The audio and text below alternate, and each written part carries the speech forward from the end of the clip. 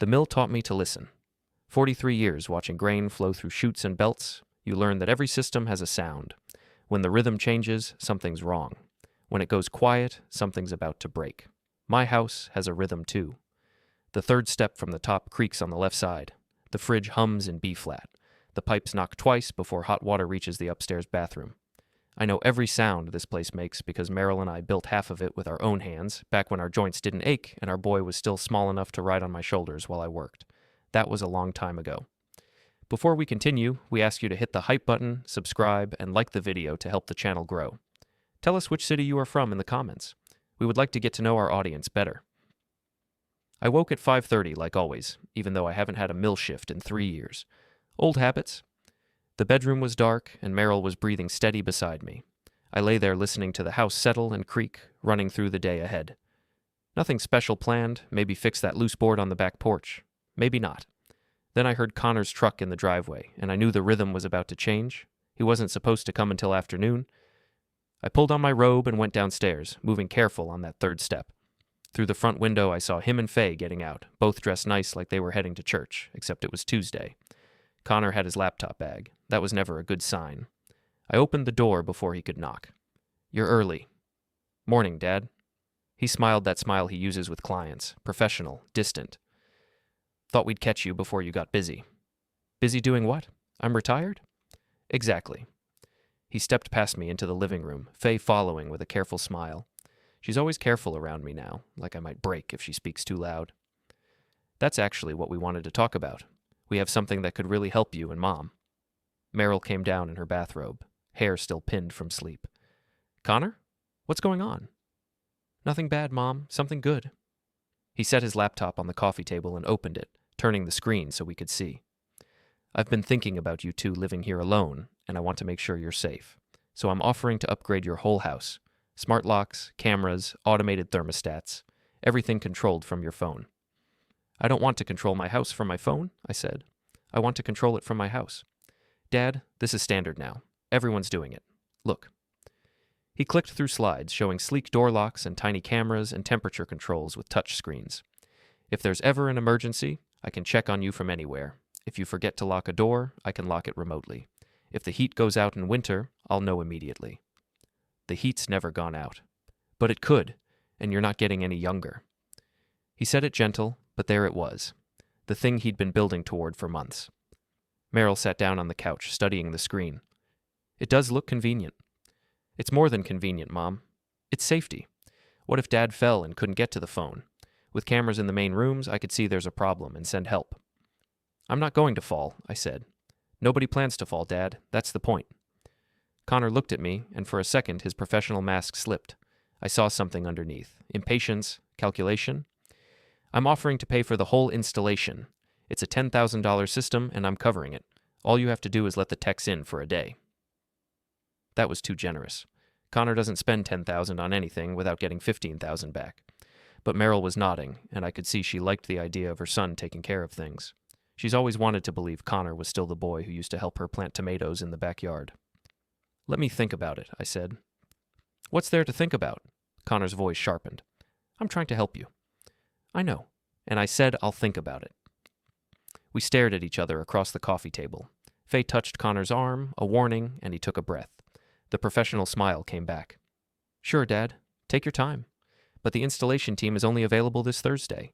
If you want this, I need to know by tomorrow." After they left, Meryl turned to me.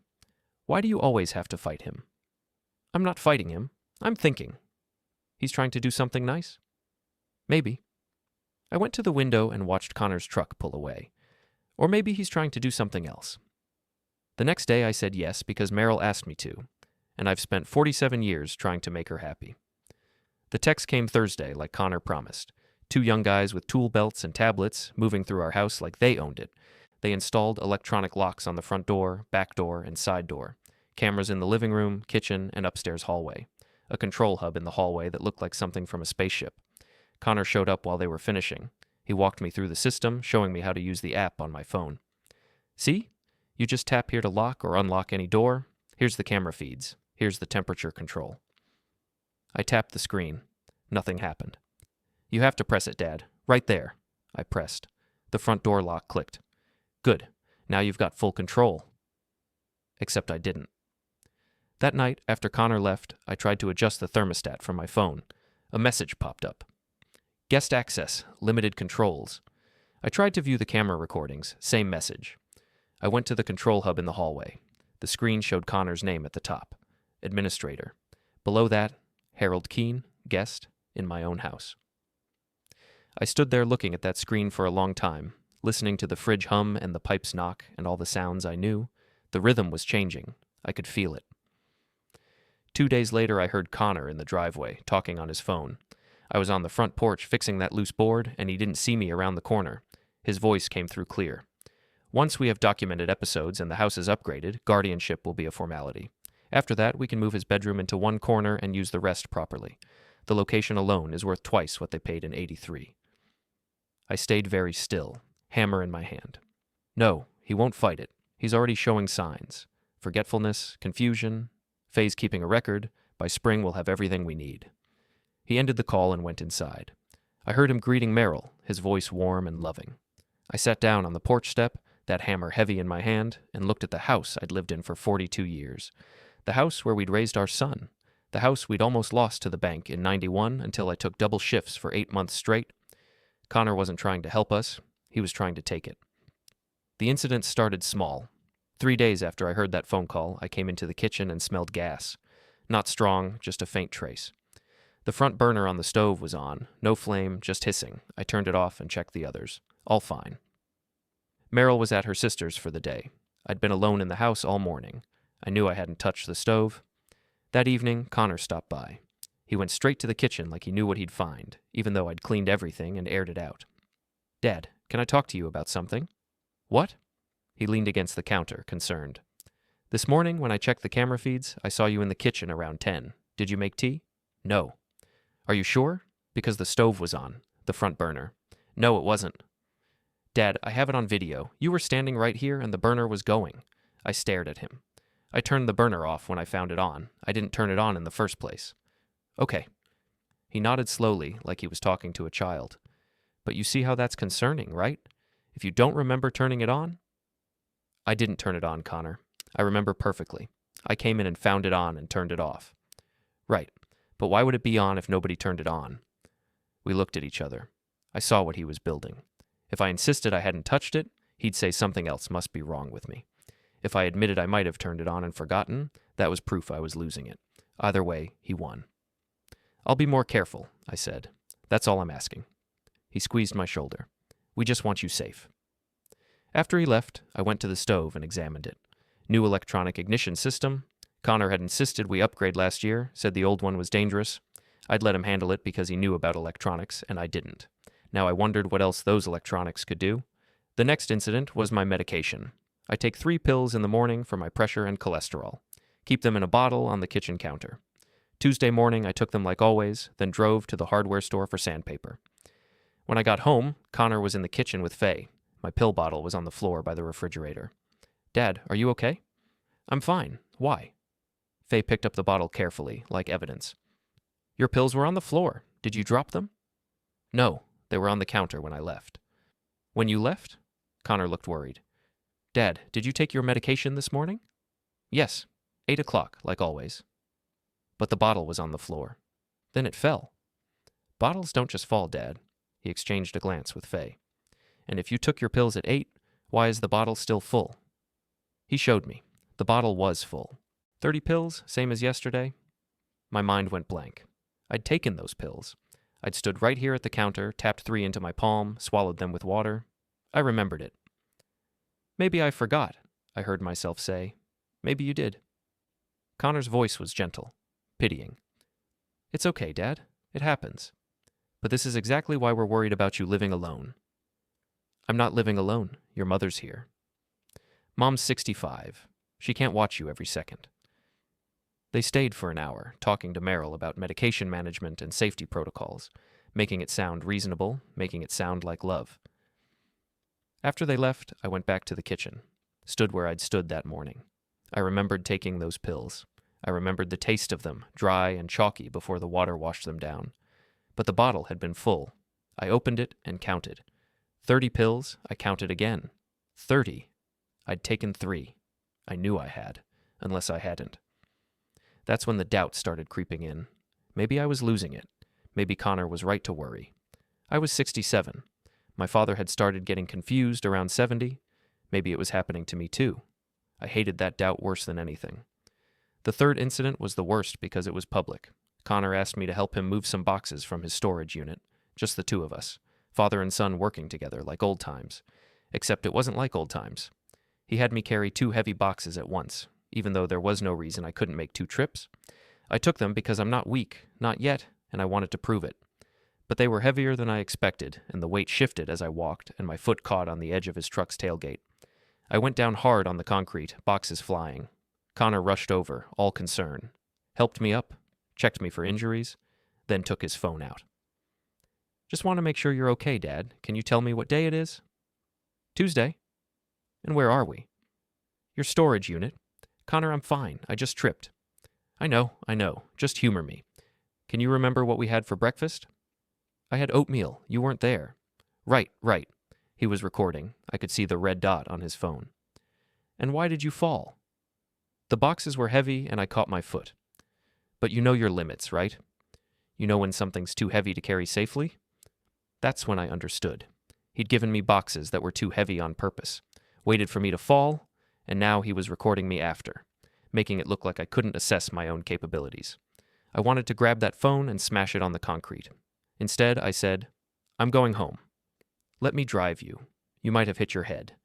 I didn't hit my head, and I'm driving myself. I left him there with his phone and his fake concern and drove home with my hands shaking on the wheel. Not from the fall, from rage. That night I couldn't sleep. I lay in bed listening to Meryl breathe and the house settle and thought about my son staging my decline like it was one of his installation projects, planning each incident, recording everything, building a case. Around 2 a.m, I got up and went to the kitchen. Meryl's phone was charging on the counter. I knew her passcode, our anniversary. I opened it and found her text messages. There was a group chat. Faye, Connor, and 2 names I didn't recognize. I scrolled up. Faye had sent a photo 2 days ago. Me in my bathrobe at noon, sitting at the kitchen table with the newspaper. The caption, "This is his baseline now. Barely functional.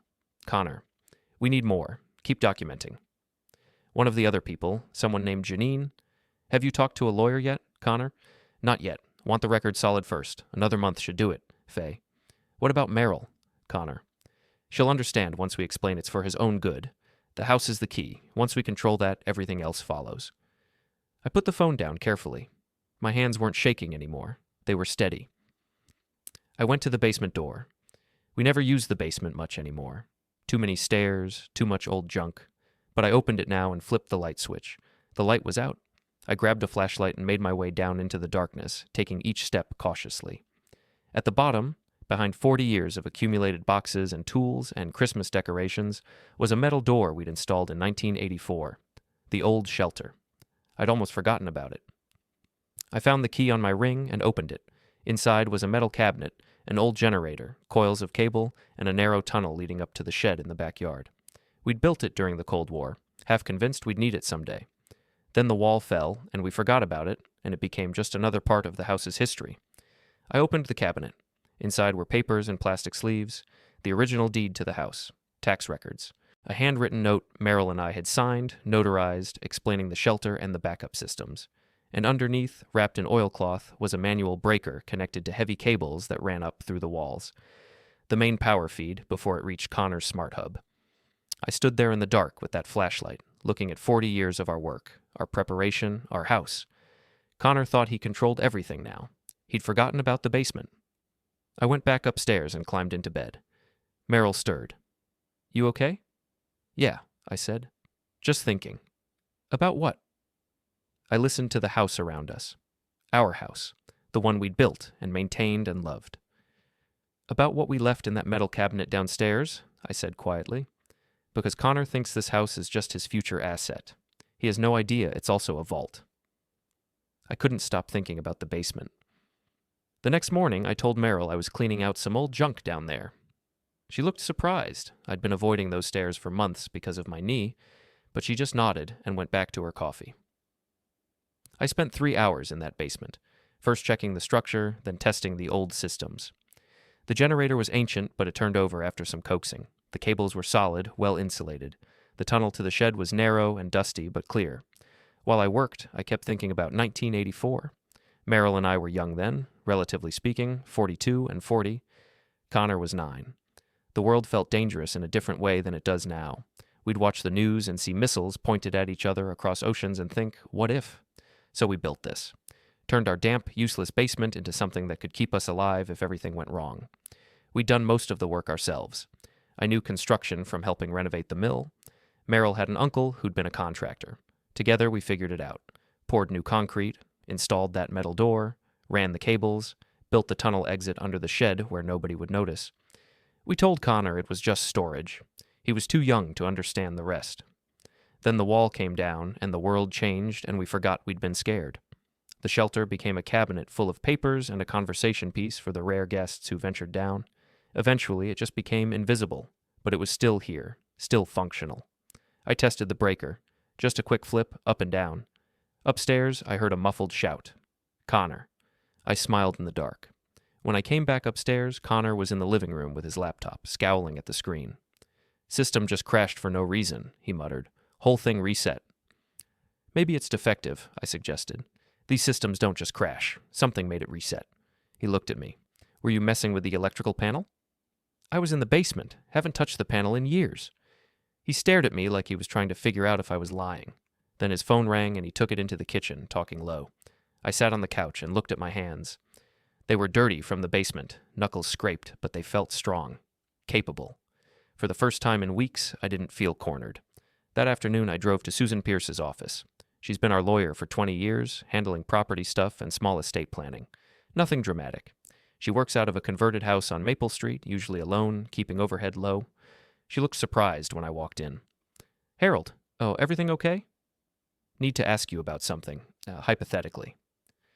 I don't like hypothetical questions from clients. She waved me into her office. They're never hypothetical. I sat down and told her everything. The smart home system, the incidents, the conversation I'd overheard, the group chat on Meryl's phone. Susan listened without interrupting, taking notes on a yellow pad. When I finished, she sat back and was quiet for a moment. How solid is Meryl? She finally asked. What do you mean? Would she testify that you're competent? That Connor's manipulating the situation? I thought about Meryl watching Connor's presentation, nodding along. Meryl wanting to believe her son was helping, not hurting. I don't know, I admitted. Then we have a problem, because in a guardianship proceeding, if your own wife won't vouch for you... She trailed off. Do you have any documentation? Original house papers? Anything that clearly establishes your ownership and capacity? In the basement. Original deed, tax records, some other stuff. Get it. Bring it here. I'll make copies and put the originals in my safe. She leaned forward. Harold, if Connor files for guardianship, there'll be a hearing. He'll present his evidence, the videos, the incidents, probably a doctor's testimony about cognitive decline. We'll need to present counter-evidence, clear documentation of your capacity and your sole ownership rights. Not sole. Meryl's on the deed, too. Even better. If you're both competent owners, Connor has no standing. But you need to prove competence, and right now he's building a record that says otherwise. So what do I do? Keep a record of everything he does. Dates, times, and specific details. If he sets up another situation, find a way to document it. Get support from people who see you often and can vouch for your clarity. She paused. And Harold? Don't do anything that could be used against you as proof of instability. No confrontations, no aggression. Stay calm and calculated. That's all I've ever been, I said. Back home, I went straight to the basement, pulled out all the papers from the metal cabinet, every document that proved this house was ours, deed, tax records, utility bills going back decades, the notarized note about the shelter dated and signed by both of us. I also found something I'd forgotten, an old tape recorder from the 80s. I pressed play. My own voice, younger, came out scratchy. Harold Keane, June 6th, 1984. Recording for reference. Basement shelter complete. Manual breaker installed. Bypassing main panel. Tunnel exit functional. Emergency generator tested. This is our contingency. If power fails or access is blocked, these systems provide control. Younger me had been planning for a disaster that never came. Now that disaster had a name, and it was my son. I packed the documents in a box and brought them to Susan the next day. She locked them in her safe and gave me copies. This is good. she said. Really good. Clear chain of ownership, mental capacity documented over decades. If it comes to a hearing, this helps a lot. I don't want a hearing. I want him to stop. Then you need to show him he can't win. Make him drop it before it gets that far. I thought about Connor in the living room, his confidence when he talked about moving me to one corner, his certainty that this house would be his. How do I do that? Susan smiled, just a little. You're the engineer, Harold. You figure out the pressure points. That night, I lay in bed making plans. Connor thought he understood this house now. He'd installed his cameras and locks and believed that made him the controller, but houses are layered. The smart systems ran on power, and power ran through cables, and those cables went through walls I'd built with my own hands. Connor controlled the surface. I controlled the foundation. Next to me, Meryl shifted in her sleep. I wondered what she'd think of all this, whether she'd understand when the time came. I hoped so, but I was ready to do it alone if I had to. Connor scheduled the viewing for a Wednesday. He called on Monday to tell me. Tried to sound casual about it. Just showing the house to some people, no big deal. Thought you'd want to know? What people?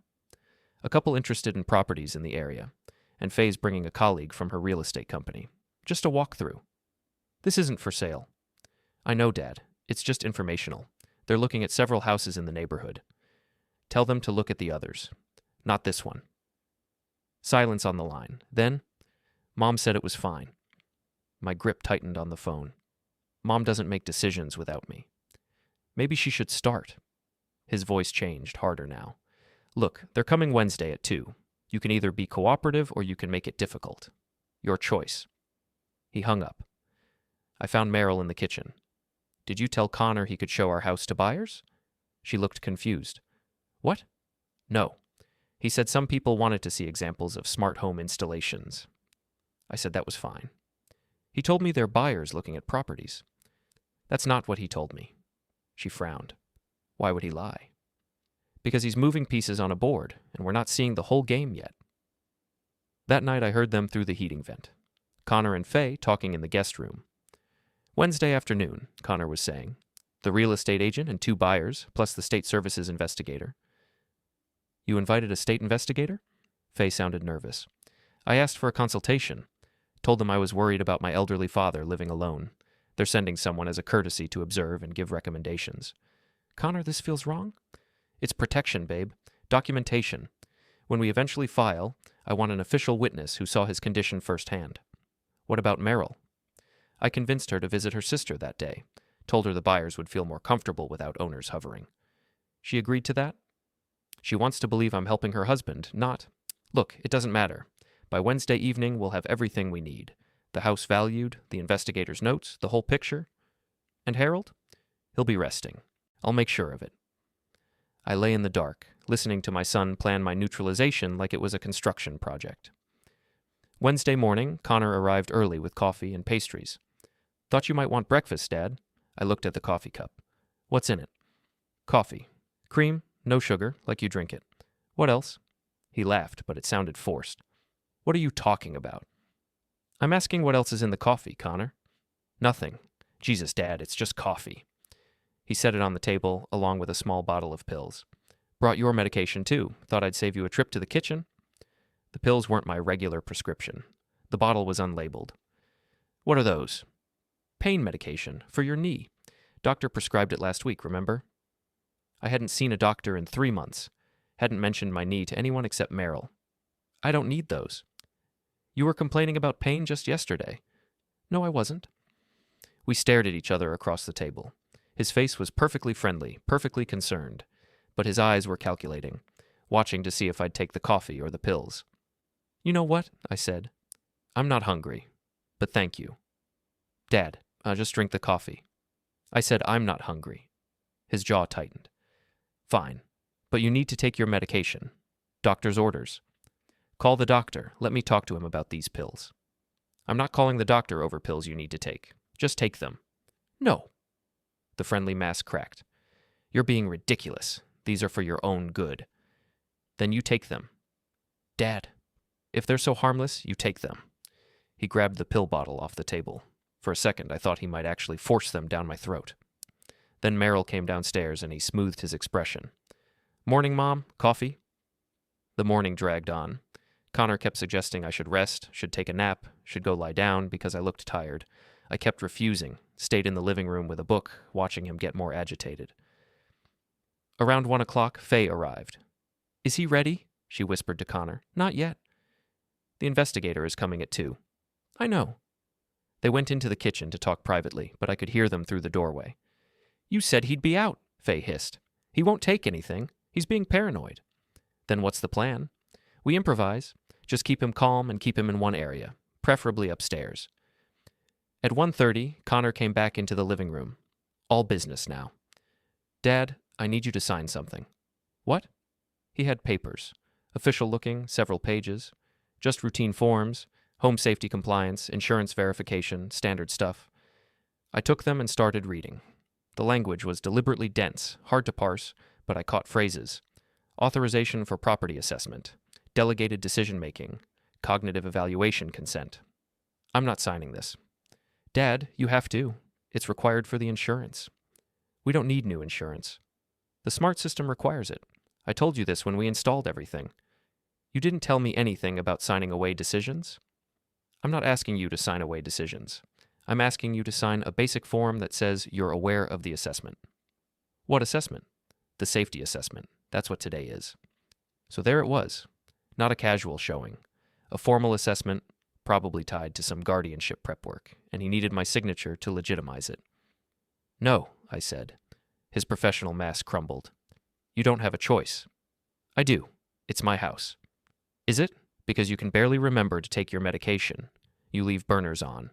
You fall carrying simple loads. How long before you hurt yourself? How long before you hurt Mom?" "I've never hurt your mother." "Not yet. But you're declining, Dad. Everyone can see it but you. The only thing declining is your patience with me being alive." He stepped forward, face flushed. "How dare you?" "It's true. You want this house. You want me out of the way. You've been staging incidents and recording them and building a case like I'm some kind of project. You're paranoid.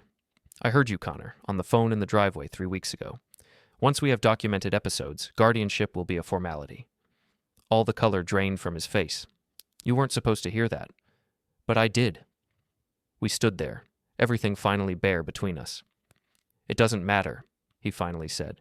"The assessment is happening today, whether you cooperate or not. The investigator will see what he needs to see." "Which is what? A stubborn old man who won't take mystery pills and won't sign forms he doesn't understand? That's not incompetence, Connor.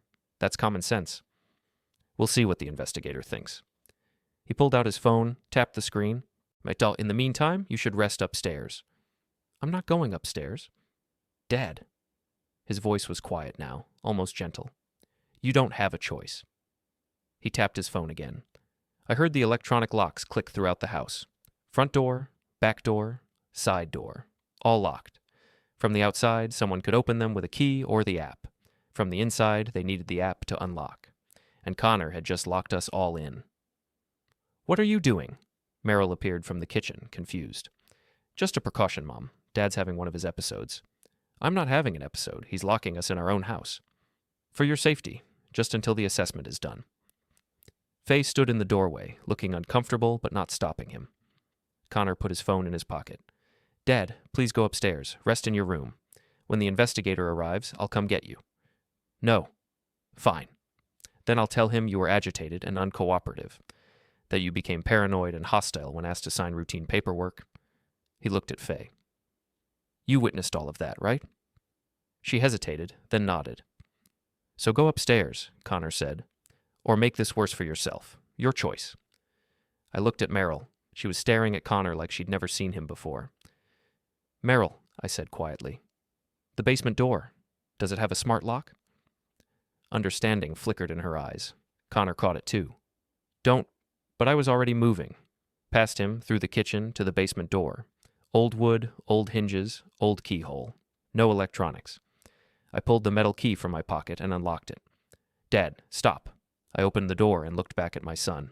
"You only control the locks, you understand, Connor." Then I went down into the dark and shut the door behind me. His footsteps pounded overhead.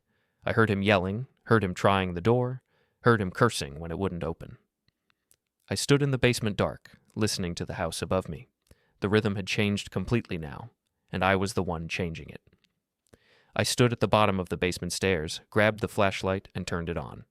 The basement looked the same: boxes, tools, holiday decorations, but now I saw it as what it truly was: a system completely separate from the smart house Connor had built upstairs. His upgrades were just a thin shell layered over my foundation. He'd forgotten what the house really was. I walked to the metal door at the back. Inside the old shelter, everything was still there: the generator, manual breaker, hidden documents, and the tunnel concealed behind shelving. It was 1:45 p.m. The investigator would arrive soon, and Connor would try to present my absence as confusion or decline. But I had something stronger than whatever story he planned to sell. I had the architecture of the house itself. I fueled the old generator, checked its connections, and reviewed the manual. No wireless controls, no administrator access, no digital interference.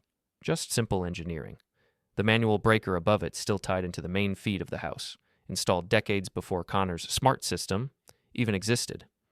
I crawled into the narrow emergency tunnel, moving slowly through the dark. My knees ached, my back protested, but I kept going until my hand hit the wooden hatch under the shed. I lifted it and listened. Only wind and birds. In the shed, I waited. When everything was quiet, I walked out casually and crossed the backyard toward the smart-locked side door. I knocked. Inside, I heard movement.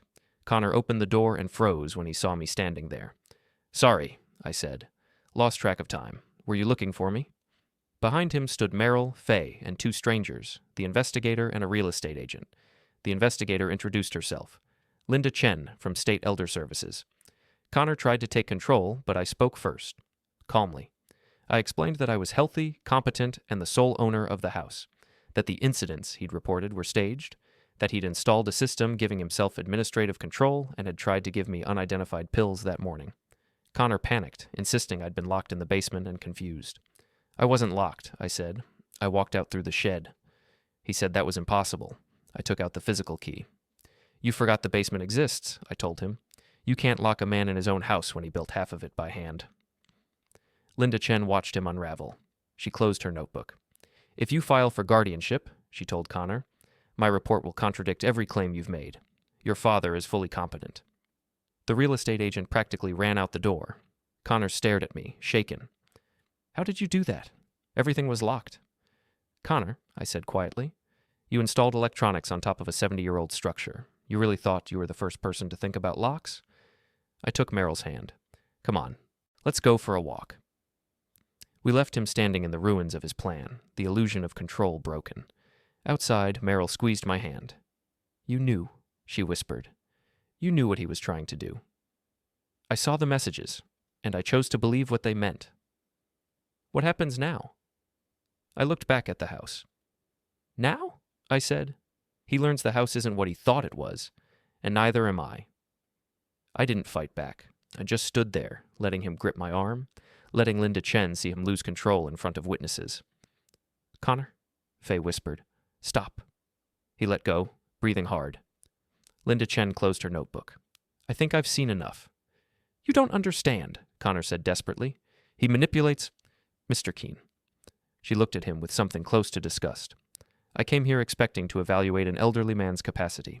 Instead, I see a man who is coherent, articulate, and clearly being manipulated by his own son. If you file for guardianship based on the concerns you described, I will be submitting a report that contradicts every claim. But the incidents can be easily staged, which appears to be exactly what happened." She turned to me. "Mr. Keane, if you need assistance dealing with this situation legally, I can provide referrals." "Thank you. I already have an attorney." She nodded and left. The real estate agent followed quickly, probably wanting nothing to do with this family drama. The house was quiet. Just me, Meryl, Connor, and Faye. Connor stared at me. "How did you do that?" "Do what?" "Get out. I locked everything. You were trapped." I smiled. "Connor, you installed electronics in a house that's been standing for 70 years. Did you really think you were the first person to think about locks?" "The basement door. Has a physical key, always has, always will." I pulled Meryl's hand gently. "Come on. Let's go for a walk. Let Connor clean up his failed assessment." We left him standing in the living room, his confidence shattered, his plan falling apart. Outside, Meryl squeezed my hand. "You knew," she said quietly. "You knew what he was planning." I heard him on the phone, saw the messages, Had to decide whether to believe it or not. I didn't want to believe it. I know. We walked slowly down the driveway, away from the house. When we reached the sidewalk, she stopped. What happens now?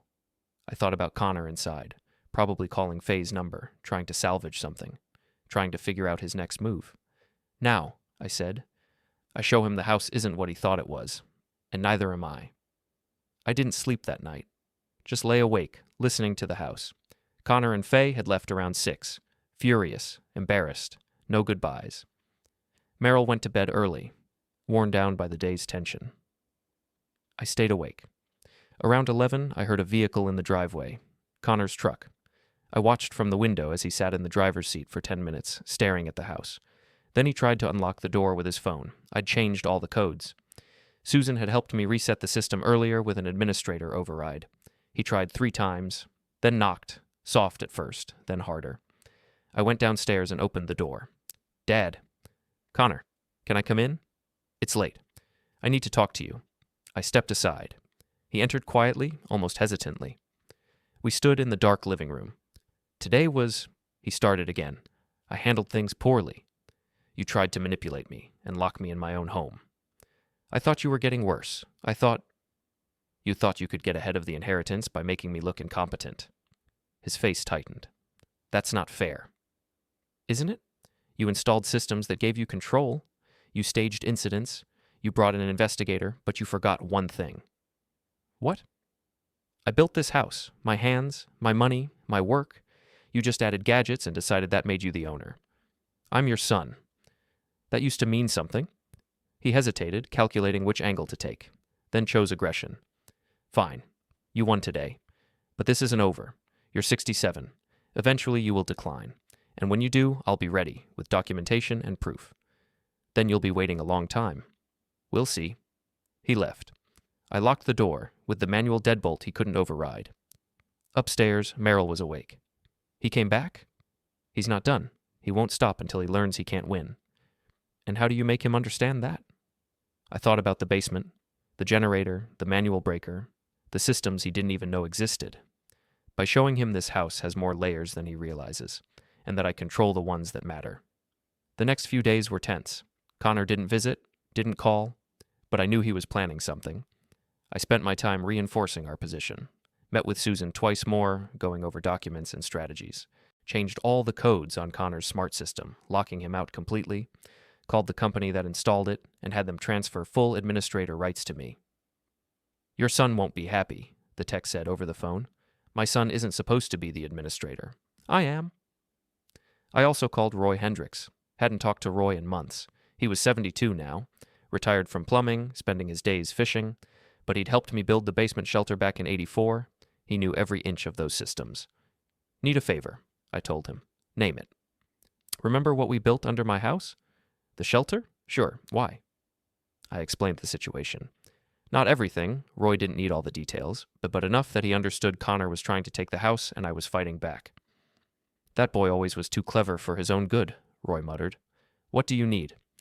I need to know if the old systems still work the way we designed them, and I need someone who can testify they work if it comes to that. I'll be there tomorrow. Roy came the next morning with his old tool bag. We spent 3 hours in the basement, testing every connection, every switch, every backup. The generator worked perfectly. The manual breaker controlled the main power feed just like it had 40 years ago. The tunnel was clear. Everything we'd built was still functional. You did good work, Roy said finally.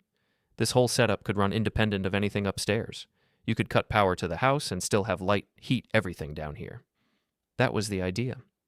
Your boy doesn't know about this? He knows there's a basement. He doesn't know what's in it. Roy smiled. That's going to be a problem for him. That's the idea. On Friday, Susan called. You need to see this. I drove to her office. She had papers spread across her desk.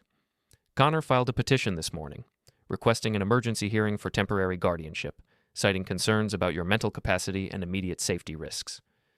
My gut went cold. He's going through with it. He's trying, but he made a mistake. He cited the incident with the investigator as evidence that you're unstable and manipulative. Problem is, I called Linda Chen. She's willing to testify that Connor was the one acting inappropriately, not you. Will that be enough? With your documentation and her testimony, should be. But Harold, this is going to a courtroom. You need to be prepared for Connor to say things, bad things, hurtful things. He's going to paint you as incompetent, dangerous, possibly even abusive to Meryl. He wouldn't. He already has. Look. She showed me the petition.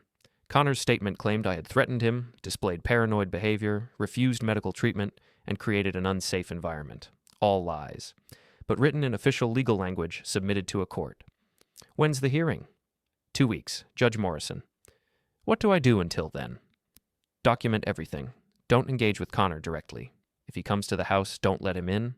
If he calls, keep it brief and factual. Don't give him any ammunition. I drove home feeling sick. My own son was trying to have me declared incompetent in court, was lying to a judge about me, was willing to destroy me to get the house. When had it gotten this bad? I knew the answer. It had always been this bad. I just hadn't wanted to see it. That night, Connor tried to get into the house again. I watched from the upstairs window as he stood on the porch, trying his phone, then knocking, then shouting. Dad, I know you're in there. We need to talk. I didn't answer. He stayed for 20 minutes, getting progressively angrier, then finally left. Meryl came to stand beside me. This is really happening. Yeah. He's really trying to take the house. Yeah. She was quiet for a long time. Then, what are you going to do? I thought about the basement, the systems, the control I still had that Connor didn't know about. I'm going to show him he picked the wrong fight. The hearing was set for a Thursday. 2 weeks felt like 2 months.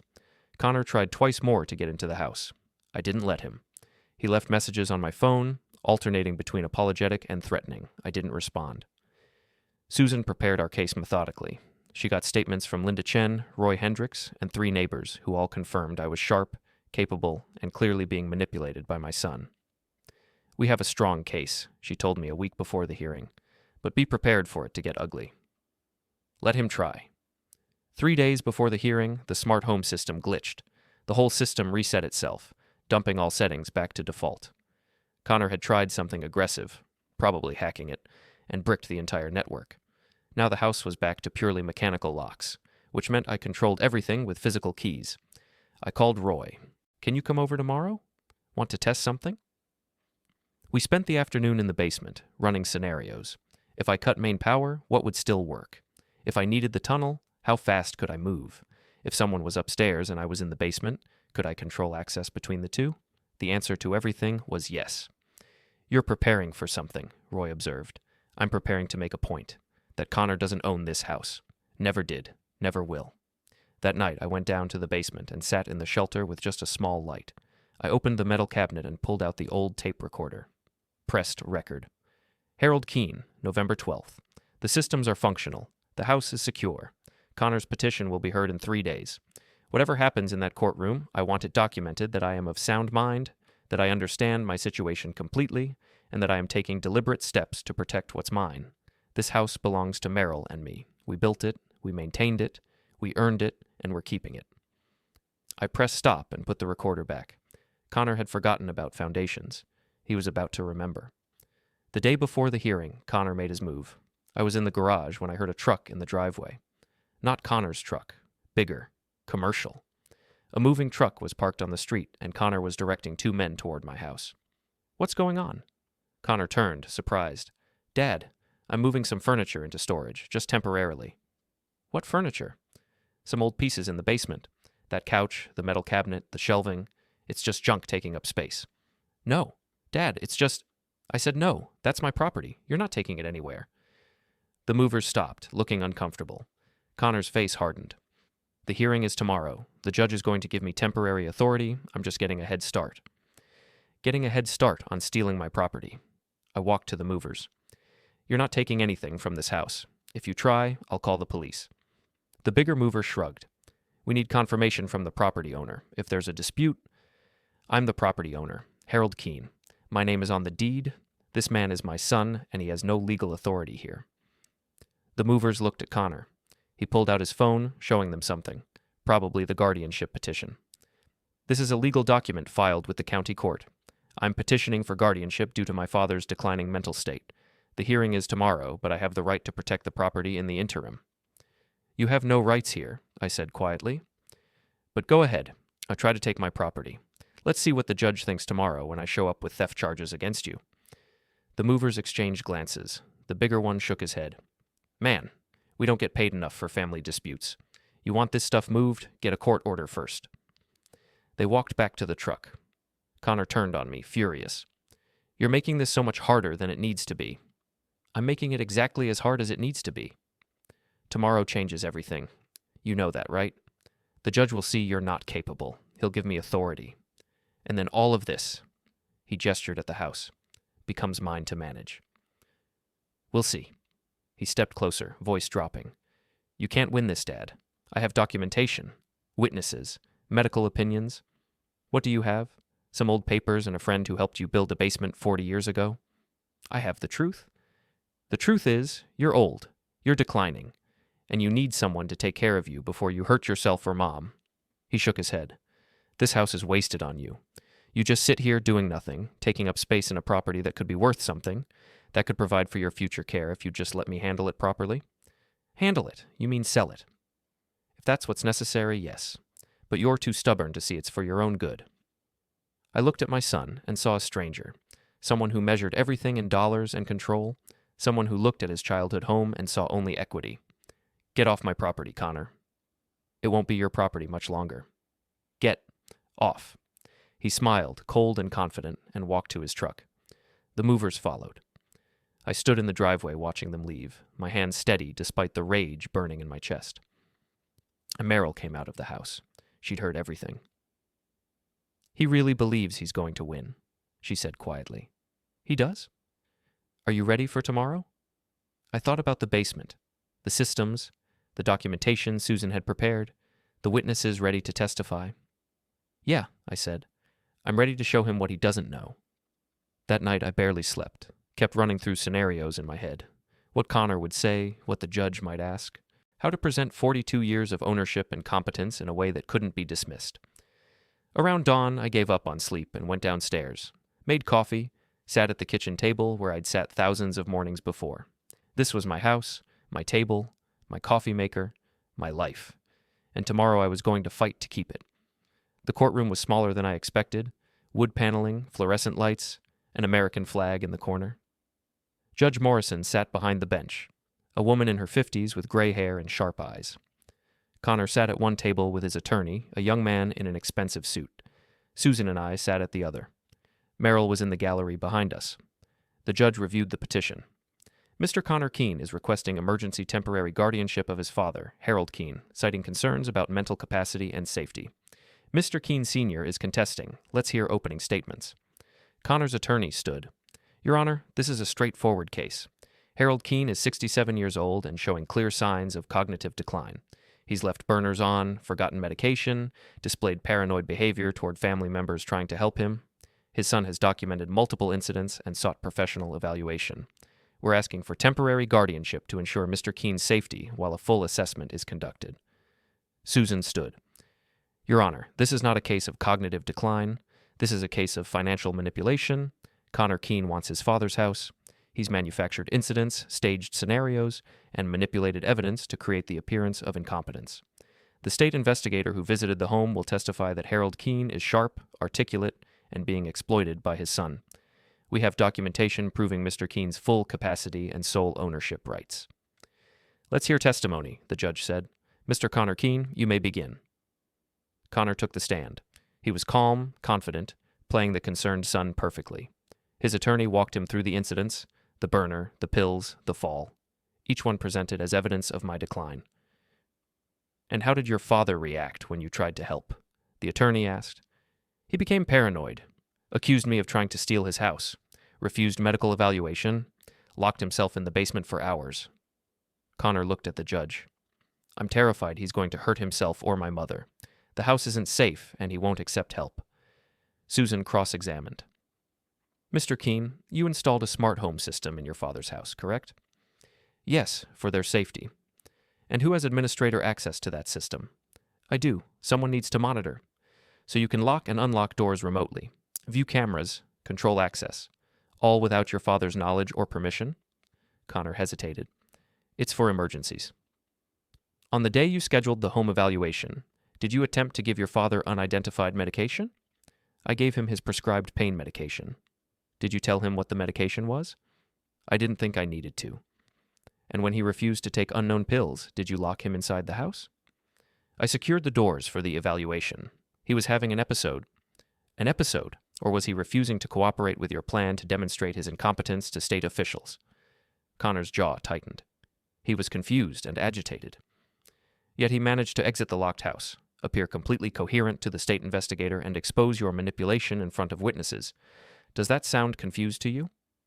Objection, Connor's attorney said. Argumentative.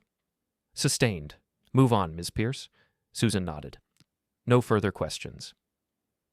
Linda Chen was the next to testify.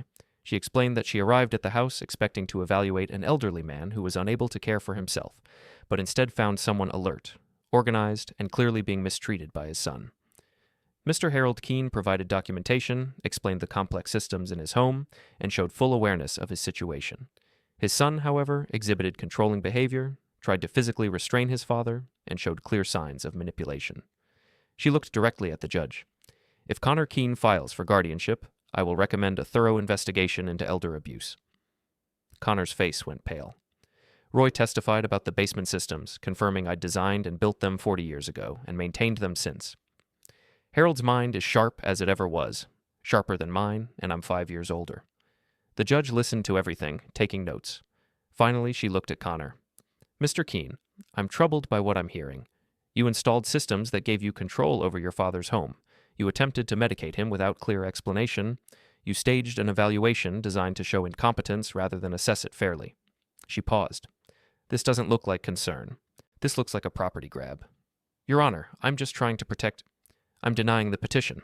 Harold Keane has demonstrated full mental capacity. There's no basis for guardianship. She looked at me. Mr. Keane, I recommend you revoke any access your son has to your property and consider a restraining order if this harassment continues. Connor stood up. Your Honor, you don't understand. I understand perfectly. This hearing is over. The gavel came down. I sat there for a moment, letting it sink in. We'd won. Connor stormed out, his attorney following. In the hallway, I could hear him shouting into his phone at Faye. Susan squeezed my shoulder. It's done, Harold. He can't touch you now. Not yet, I said quietly. One more thing.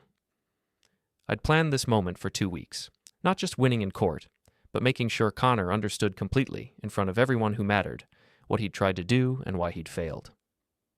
That afternoon, I made calls. Linda Chen agreed to come back to the house. So did Roy. I invited 2 of our neighbors, people who'd known Connor since he was a boy, and I called the real estate agent who'd been at the failed assessment. I want witnesses, I told Susan, for what comes next. Connor showed up at 5, like I knew he would. He still had his key, the physical one that worked before the smart system. He let himself in and found everyone waiting in the living room. He froze in the doorway. What is this? This, I said quietly, is the end of your plan. Dad, the hearing's over. You won. Can't we just... No. Sit down. Something in my voice made him obey. He sat on the couch, looking around at the faces watching him. I stood in the center of the room, holding a folder. The same folder from weeks ago, but fuller now. You all need to understand what happened here, I said, addressing everyone. My son installed a system in my house that made him administrator and me a guest. He staged incidents to make me look incompetent. He invited state officials to observe my supposed decline. He tried to medicate me to keep me quiet during an assessment. And through all of it, he told himself he was helping. I opened the folder. Inside were printouts of the group chat messages from Faye's phone, screenshots showing Connor calling me the fossil and joking about staging confusion. But this is what he really thought. I handed the printouts to Linda Chen. She read them, her face hardening, passed them to the others. Connor's face drained of color. Where did you get those? From your wife's phone, the one she left unlocked on my kitchen counter. I looked at him. You want to know what happened, Connor? You forgot the house existed before your electronics. You forgot I built these walls. You forgot your mother and I have lived here for 42 years and know every inch of this place. I walked to the basement door, opened it. You especially forgot about what's down here. Connor stood up. Dad. Come see, all of you. They followed me down the stairs. Connor came last, reluctant. In the basement, I showed them the shelter. The metal cabinet with original deeds, the manual breaker controlling the main power, the generator, the tunnel to the shed. I built this in 1984, I explained. When you were 9 years old, Connor, you never knew it existed, never thought to ask. You saw a basement full of junk and thought that's all it was. But this whole system operates independent of anything you installed upstairs. I can cut your power. I can exit without your cameras seeing. I can control this house in ways you never imagined. Connor stared at the breaker, at the cables running up through the ceiling. You tried to lock me in my own house, I continued, but you only controlled the locks you understood. These systems? These have been here longer than you've been alive. I walked to the manual breaker and put my hand on it. Want to see what happens when I throw this? Don't, Connor said hoarsely. Why not? You wanted control. Let me show you what real control looks like. I threw the breaker. Upstairs, everything went dark.